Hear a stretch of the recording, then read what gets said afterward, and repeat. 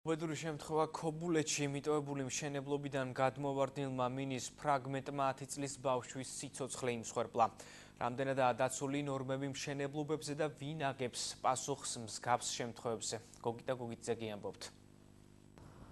სასეირნოდ გასული 10 წლის ბავშვის სიცოცხლე მიტოვებული მშენებარე ობიექტიდან ჩამოვარდნილმა შემინული კედლის ფრაგმენტმა შეიწირა. შემთხვევის ადგილზე სასწრაფო დახმარების დროული მისვლის მიუხედავად მოზარდი რამდენიმე საათში გარდაიცვალა.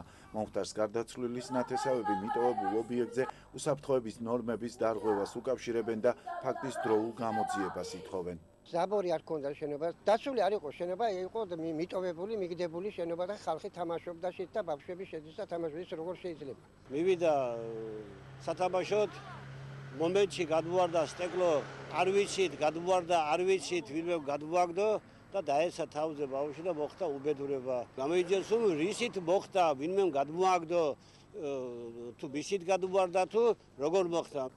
მშენებლობებზე უსაფრთხოების ნორმებს პროდუქციის უსაფრთხოებისა და თავისუფალი მიმოქცევის კოდექსი არეგულირებს. მის დარღვევაზე პასუხისმგებლობა სუბიექტს პროექტის შედგენის დროს განისაზღვრება. საქართველოს ახალგაზრდა იურისტთა ასოციაციის იურისტი გიორგი ხიმშიაშვილი ამბობს, რომ ადამიანის გარდაცვალების ფაქტზე პასუხისმგებლობა როგორც მშენებელს, ისე ადმინისტრაციულ ორგანოებს ეკისრებათ. მშენებლობის უსაფრთხოების ნორმების დარღვევისათვის პასუხისმგებლობა საკანონმდებლო ჩანაწერით ეკისრება დამკვეთს. რაც შეეხება ზოგადად ახსოვების პროცესს, ანუ ზედამხედველობა სახელმწიფოს მხრიდან, ამ შემთხვევაში პასუხისმგებლობა ეკისრება ადგილობრივი თვითმმართველობის ზედამხედველობის სამსახურებს.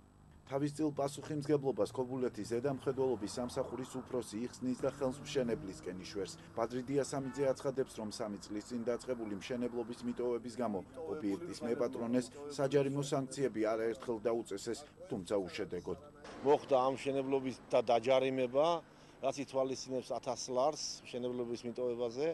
აქედან გამომდინარე არაერთხელ იქნა გაფრთხილებული, მაგრამ პიროვნების მიერ არანაირი ყურადღება და რეაგირება არ მომხდარა. ქობულეთში მომხდარ ფაქტს 2006 წელს ტექნიკური უსაფრთხოების ინსპექტირების გაუქმებას უკავშირებს ილია ვერძაძე.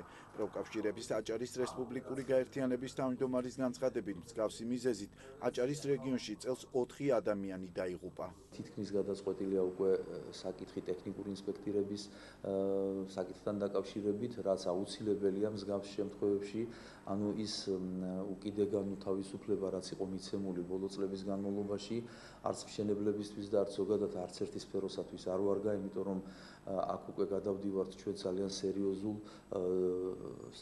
დარღვევებთან, რომლებსაც როგორც ვხედავთ, მოაქვს ძალიან დიდი და ცუდი შედეგები. მომხდარ ფაქტს ქობულეთის რაიონული პოლიცია იძიებს. საქმე 240 მუხლის მეორე ნაწილით აღიძრა, რაც უსაფრთხოების ნორმების გაუთვალისწინებლობის გამო ადამიანის სიცოცხლის მოსპობას გულისხმობს. სასჯელი 5 წლამდე თავისუფლების შეზღუდვას ან 3-დან 5 წლამდე თავისუფლების აღკვეთას ითვალისწინებს.